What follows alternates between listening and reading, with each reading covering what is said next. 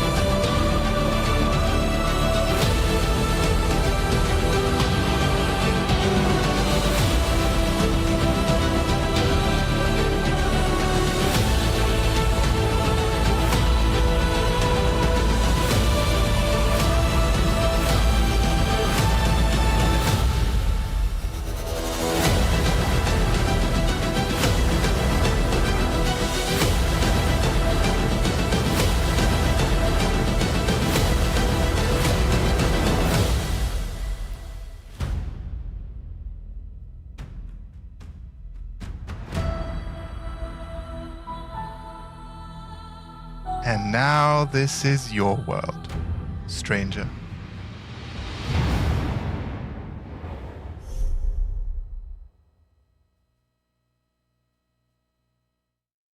Hello everyone, welcome back. We are here at the Indie Wavemakers over at Gamescom Asia, and now we have one studio with a very, very cool game, which is called Worldshards. With me, I have Tom and Andrew.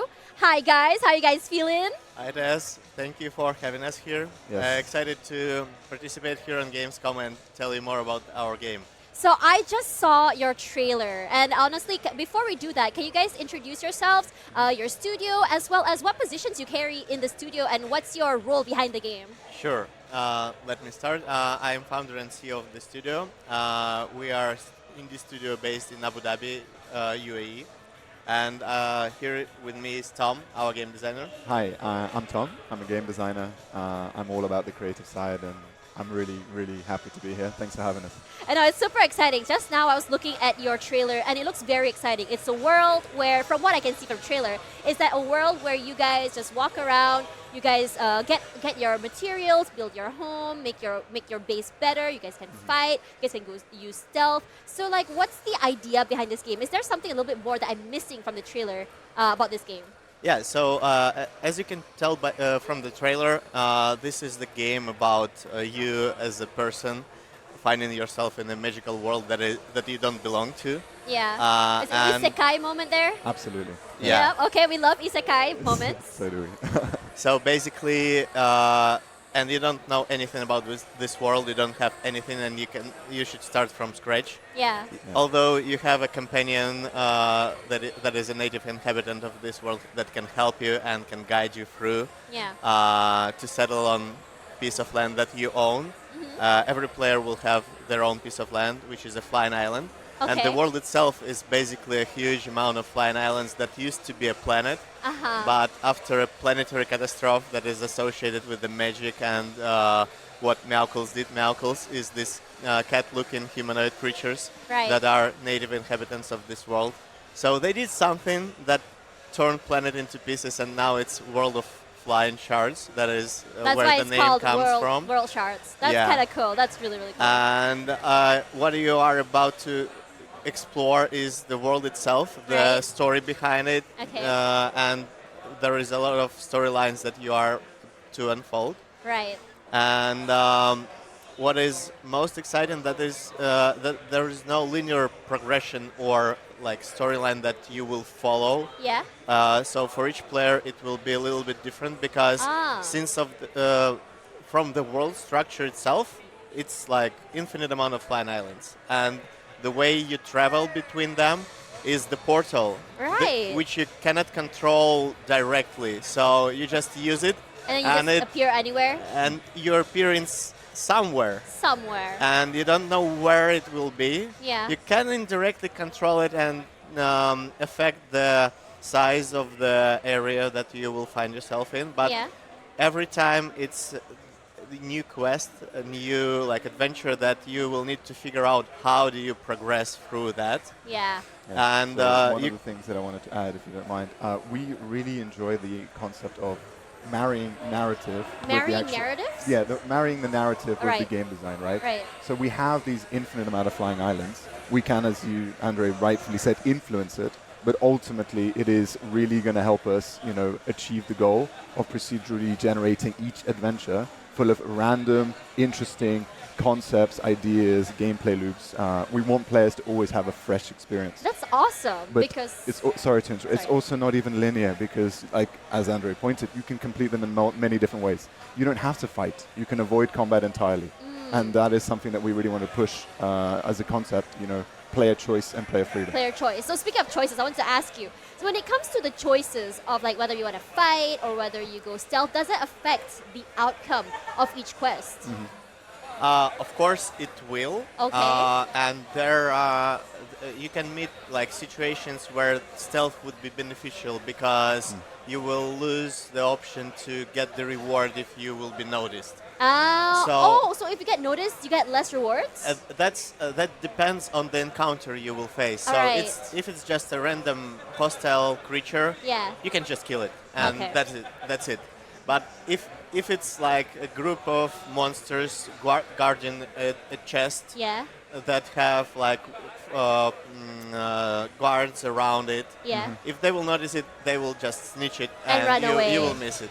Oh, that makes sense. So every time, what we are trying to achieve is tailored for each user, narrative-driven adventure that is a quest by itself, like that you are to figure out and choose what kind of like progression you would go for. Yeah, Right. and it's not forceful in a way that, you know, a lot of games, they kind of spoon feed you a specific optimal solution. Whereas in Right. our game, you know, we're giving you all of these options, but ultimately it's down to the player. Yeah. And like Andre pointed out something I really want to reiterate is that we are going to try and match the content to Right. the kind of player that enjoys it. That is awesome. If you don't like to do stealth, we're not going to force you to suffer the consequences for not engaging with That's me. it. Right. I hate That's- stealth. So you're about hack and slash? Yes, because Yes. I suck at hiding. But speaking of that, let's have a look at the game while we Please. talk more about it. And I'll Oh yeah, just tell me more let while you Tom play. tell you about what we're seeing on the screen, since he is the one playing the game. Yes. Tom, Right. please. So one of the things that we are going to find ourselves is each player starts with their own island. So Do we and just appear here? no, we're in the game. This is post-tutorial. Oh, just so we're aware. post-tutorial, We already okay. have crafted some items. Okay. We have gathered some materials, and we're just going to take you through essentially the core gameplay loops. All because right. you know this is an MMO. You start from nothing, you build up. It's an MMO. This is an MMO, RPG, multiple user experience, and that's there's a awesome. lot to talk about. But long story short, people tend to have this gameplay loop of, you know, you start off on an island, you build up your base, you build up your island, and most importantly, we were just talking about adventuring. Yeah. This is the world map, and this is a very early prototype, but already you can start to see what Andres mentioned. Yeah. This sort of like crystalline structure, this calamity, and everything around this maelstrom. We have different biomes that are planned, the frozen one, the sort of dusky, shadow one, lava, whatever it may be. This is really more content for our procedurally generated system to allow you to have more unique experiences. I see. Here in, sorry, go. Sorry, it's good. I was gonna say, like, you can choose how hard you want it to be, and you get more loot the harder it is. Yes, and you can already start to see the progression here. You know, I'm not going to go into extreme detail, but already there is a meta going on. There is the possible loot, what it is that you are crafting. Right now, we're going to go just to generate a completely random one. So Andrew had already mentioned this. What's going to happen? I don't know what's going to happen. We'll see what kind of island gets generated here.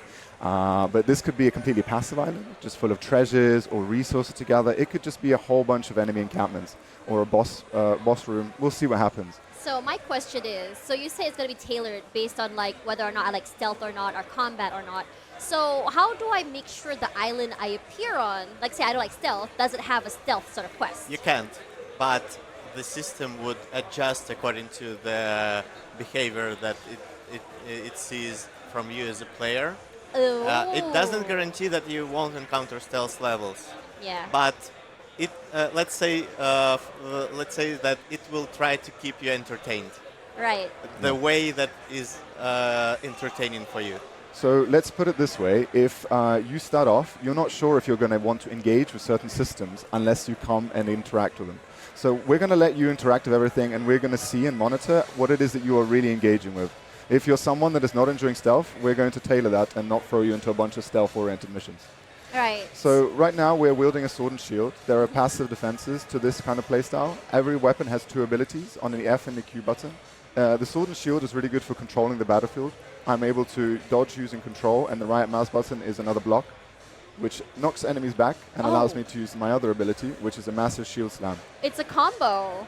Exactly, but there's also, you know, just one type of weapon. It can be really decent against another kind of enemy. Right now, we're going to use one of the more standard weapons. Actually, I'm going to free up some space because I have been playing for a long time. We're going to craft the more standard. This is probably what the players that are starting out are going to have the resources for. This is a club. Club is very basic. You know, you whack away at enemies. It's really fun. But this one is really good because it has a lot of power behind it, so it really creates a lot of space for you. So unlike the shield, which controls the battlefield, the club is really good at making sure the enemies are further away from you. And also stagger them from what I see. That's kind of awesome. But, you know, now that you've shown me, like, you know, the sword as well as the club, how many weapons are there in the game? And how many types of classes are there? Classes, if you may. No, absolutely. So we are actually level-less, but we do have classes and certain playstyles. So right now in the game, in this early prototype, we already have 6 fully fledged out weapons. 6? But there are much more planned. And this isn't just, you know, the standard kind of affair, because one of the things I want to get across is even though we're level-less, there is a progression system. Now, what I mean by that is very similar to games like Albion Online and many other MMOs. They use this tag called "You are what you wear." And this is the similar thing here. You know, some people will like to go into the more tanky, more supportive playstyles, but you don't do so by just having, you know, you're not a level 10 wizard. As you can see, there is no levels, but there are stats. So this means that the levels are tied to the equipment that you use. So if you want to craft something that is much heavier, much slower, gives you more HP, more defenses, maybe you're using the sword and shield for more boosted defenses, that's perfectly fine. And ultimately, this is the kind of thing that's going to have a lot of randomization behind it, a lot of the progression that is tied to your island and the crafting that's in the game. Yeah, so basically that's how we blend this survival and life simulation gameplay with RPG progression. In order to become more powerful, you need to level up your base. He just kicked it out from the rock. Yep. I thought you were going to like Sparta kick him off, so I was like, oh, the poor guy. This is Sparta. One of the things I really enjoy doing is making sure I kite the enemies here and throw them off. Yeah, do it. I'm going to try. But I am struggling right now. This isn't usually my forte, but yeah. There's a lot of different ways you can use. You can use gravity into your direction, into your favor, rather. Yeah. You can also, as you can imagine, when we have 3 other players running around with you, you can kind of form distinct play styles together. Right. Yeah. But the game is not so easy. I did take a lot of damage, but luckily, you know, you can craft potions. I've already crafted a fair bit, so we shouldn't be in trouble. I want to mention that apart from monsters that you need to fight, there are also other types of encounters. You've seen earlier how Tom solved the puzzle and got the reward. Now he found a treasure hidden behind the tree. Right. And there are many more of those. There's a tiger! Oh yeah. This is the thing with procedural generation. A lot of things are gonna appear, and it's gonna keep this fresh. Now this island is enormous, and we've generated a huge island. You can already start to see the gameplay loop that is gathering, hunting, solving puzzles, fighting enemies. We're going to rush through a little bit just to keep showing off more and more islands. But when you come to islands like this, and the reason we really want to push for certain weighted generations is because not everyone has hours to fully clear these things. Yeah. People that have busy lives, we're living in a very, very busy world. That's absolutely fine if you want to generate a smaller island for a much shorter play session, and that's perfectly fine with us. I love that. That's a big camp. That is a very big one. So I was gonna ask, like, whoa, you almost got that. I was gonna ask, like, say, you mentioned that some islands will be bigger and smaller depending on what kind of play style you want. My question now is, like, say for all your abilities, like say mining, attack, defense, is it gonna be separately leveled for each ability or each class of skill? So basically, on your home base, you will have a number of production chains. Yeah. And the important thing to notice about our game is that we don't drop you weapons out of monsters. You have to craft them. Right. And to do that, you have to obtain the recipe and to learn how to craft it. So basically, there is a progression associated with your base location and the production chains that you upgrade. And each type of equipment is associated with its own production chain. So if you want to craft good explosives like grenades and other consumables, you will have to progress through that. If you want to craft better like swords, shields, weapons, you'll need to level up your forge. Right. And so on. And since like this is an MMO, we are also willing to extend the cooperative aspect of the game, right? To allow players to play literally together on the same location to achieve this gameplay feel of cooperative games. Right. So that Tom, for instance, would be busy crafting weapons, I will focus on armor, and you per se will be our alchemist who is providing us with consumables and other useful potions. Right. So like for level progressions when you're playing in a party, are the items dropped shared? Are the level progressions shared? Does it work that way? It will probably will work similar to other MMOs where you can define the rules for the party. Yeah. If you have it free for all or you have it randomized. Oh. So it's up to a specific group of people how they are willing to share the loot.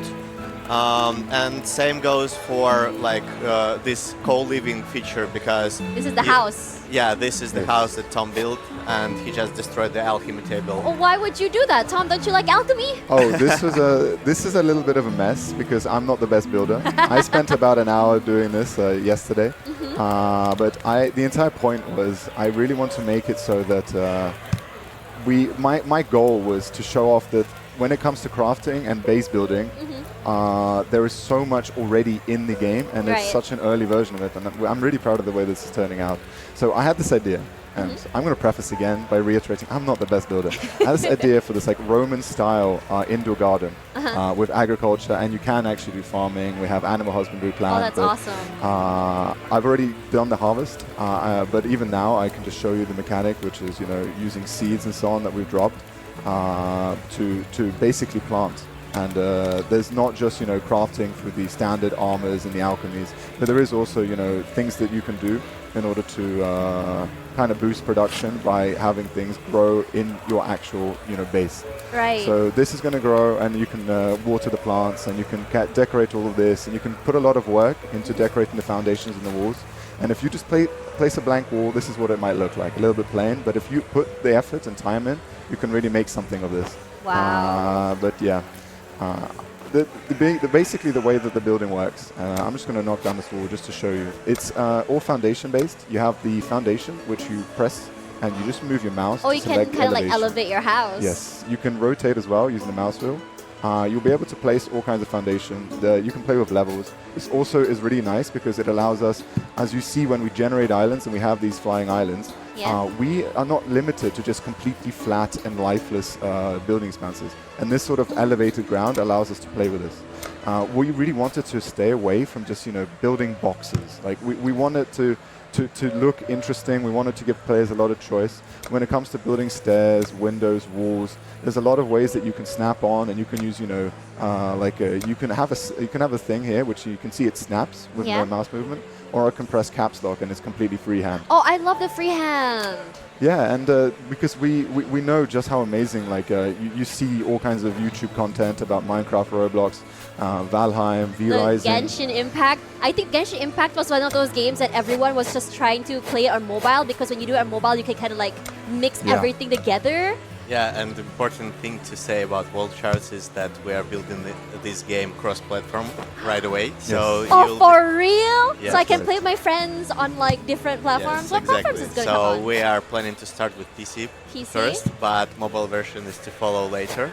So we don't want you to choose where you should play from. I love that. So and your reaction is that's what we're going for, because we know a lot of people they don't necessarily they're not necessarily PC gamers, but they're interested in what's coming out. Yeah, and we're going to bring that to them. I like it because for me in particular, my job is a lot of waiting, and in between I want to play games, but I don't necessarily want to just have maybe a Switch because it's kind of big, right? So for me, I like to play mobile games because I just grab my phone, it's there, and then play it. And the idea that I can play this with my friends at home is awesome. But how's the save gonna be? I think one of my biggest fears for this game is I'm outside and suddenly I gotta go, so I just just put away my phone. How's the saving gonna be like?